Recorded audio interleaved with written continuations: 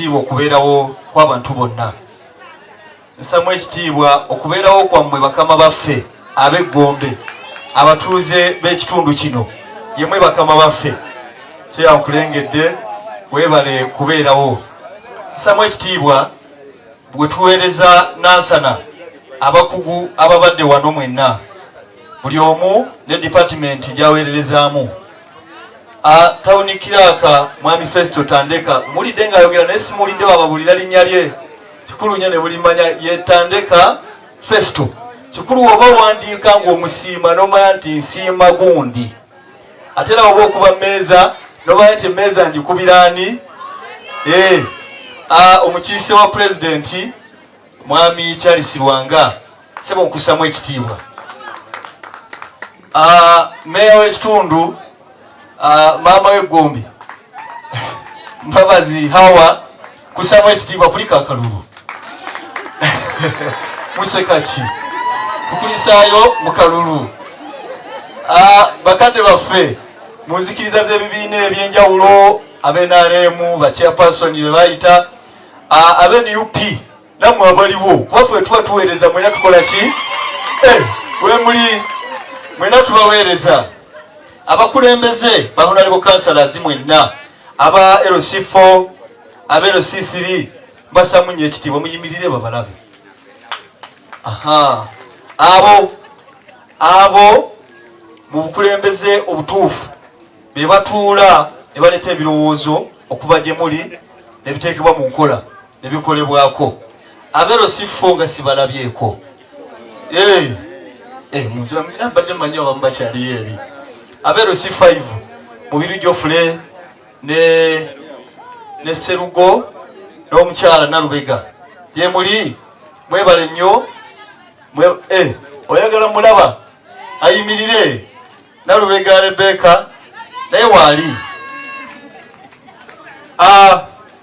Nze Serunkuuma John Bosco Kana Kambata, nze meya wammwe bwe mwawa obuvunaanyizibwa ku municipality, era njagala sagala kola nga mukama wange kyene wakoze, njagala kusooka kuba yabeebazizza amala, muzikirize mbeebaze okutwesiga okubaweereza. Mwebale okutuwa akalulu, mwebale nnyo, mwebalire ddala. Tuli mu ofiisi gye tonaba kwezaamu myezi 3, tuli myezi 2. Ntwala omukisa guno, sinaba kubanjulira. Ono ye deputy wange w'eno Gombe, bamuzaala eno, yenna kirabira prose. Twajja okukiikirira mmwe. Nkakasa akaseera akatono ke twakamalayo temunnawulirawo kusika muguwa. Abasinga babadde nga baŋŋamba ogenda kukola otya, ne bwe mba mpita sipiika naye nampita ne tuula ewantu ne tubaako ne bye tukkaanyaako, kiki ekigenda okutulemerera okuteeseza obulungi Nansana. Yadde weenale tutuula ne tuteesa ku lw'obulungi bw'abantu. Nze ndi wa National Unity Platform, muzeeyi nkulidde obuuza. Muzeeyi abuuziza gw'oli waaki? So bannange, okusooka mbakulisaayo mu biseera ebyakalulu. Akalulu kawedde.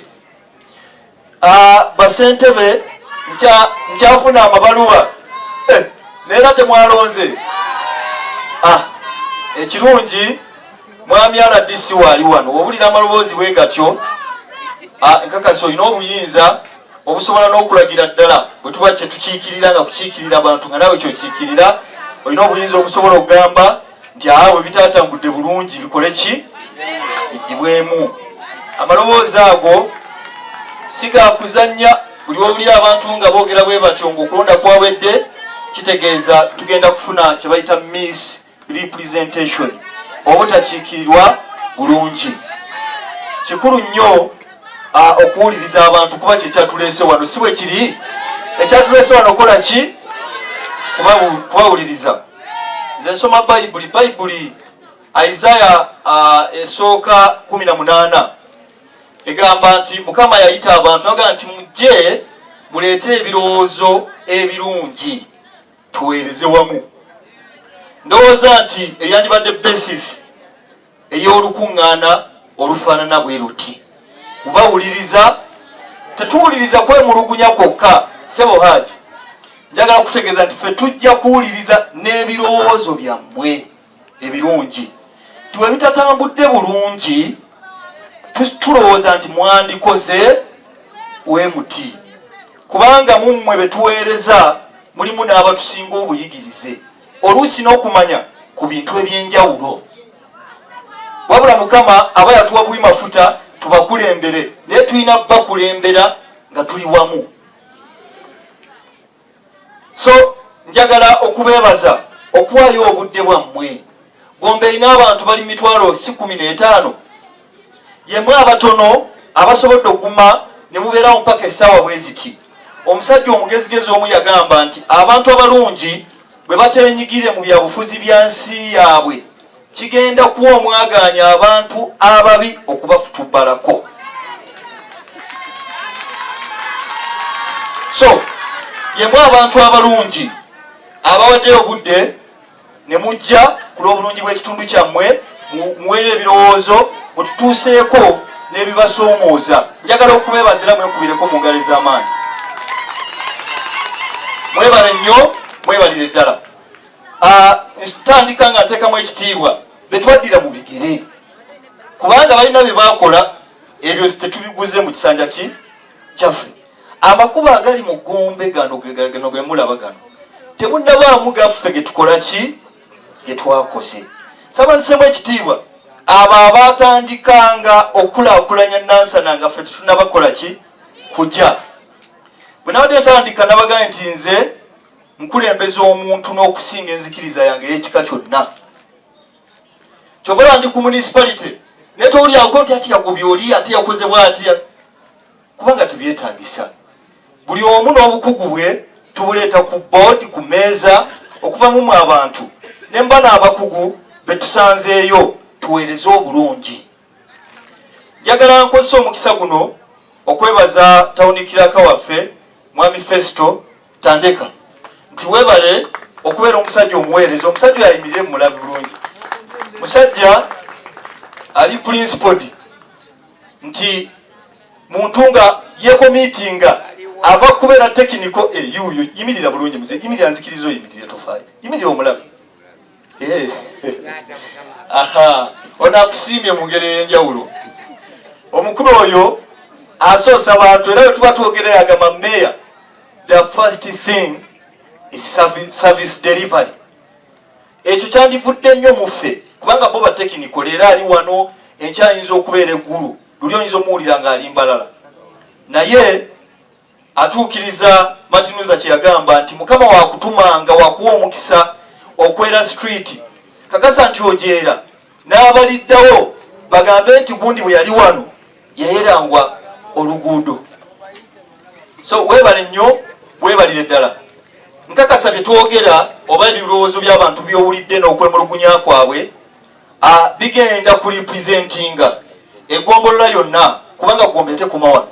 Mpulidde mulimu ab'Ematuga.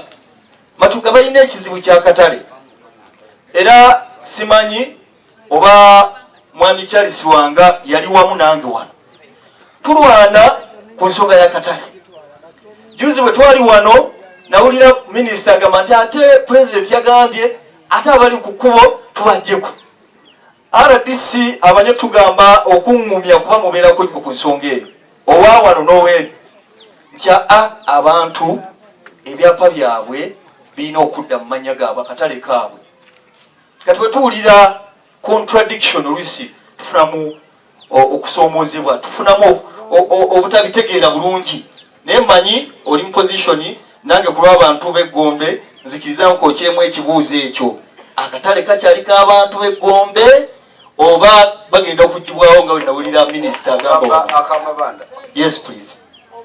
Meya teri yalwanidde si honorable council oyo yalwanidde abantu b'amabanda nzi bannannyiniko tebeesaliddeewo nze ne meya ffe tulwaniridde abantu abo nkotinga nga tugaseeko n'eddoboozi lyo sebo teri agenda kuba bantu abo ne President Museveni tasobola kukikkiriza. Ekirungi abyogedde misana temuliiwo bwe banaakola nga bwe batera okukola muliddamu ne mumujjukiza nti watulimbire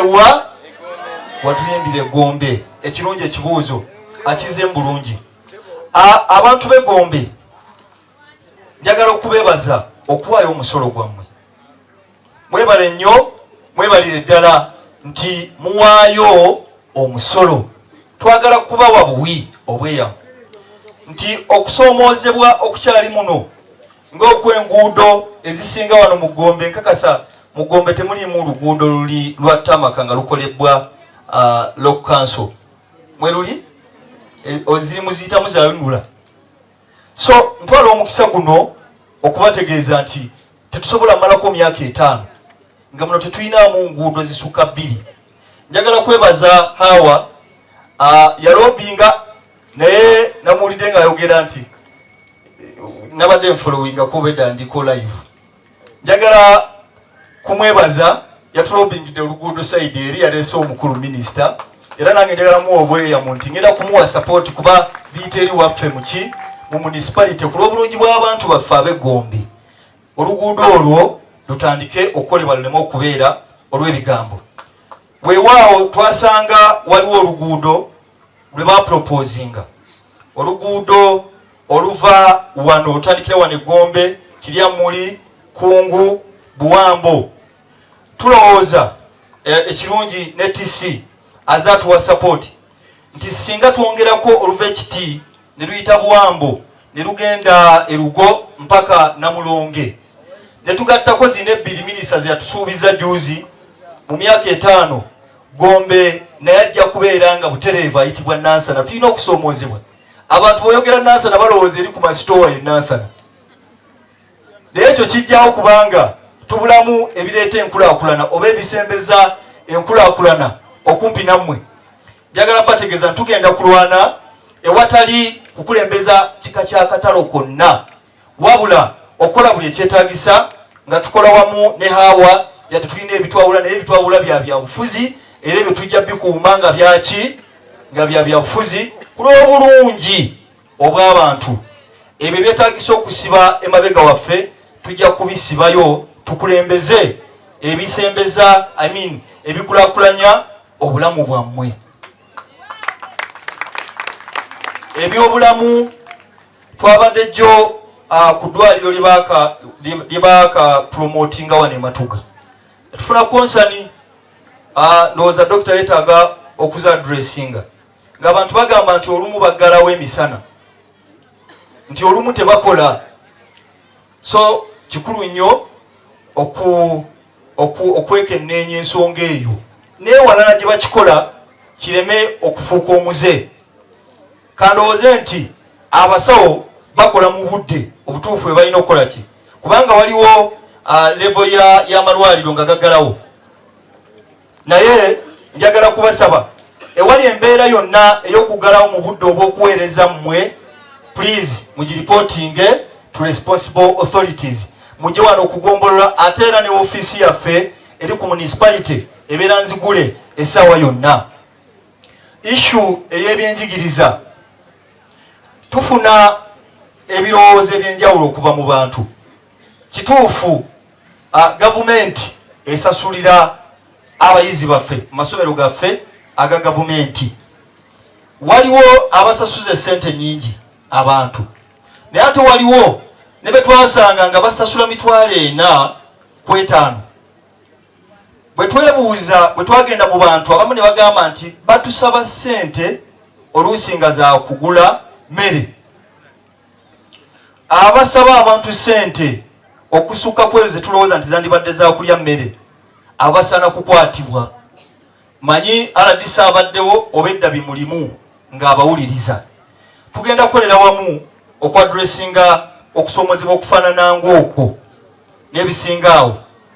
Saagala kulandaga nnyo nakati nabikandandaze sinalandaga, naye njagala okubeebaza okuwaayo obudde bwammwe ne mujja ne mwembulesinga event eno.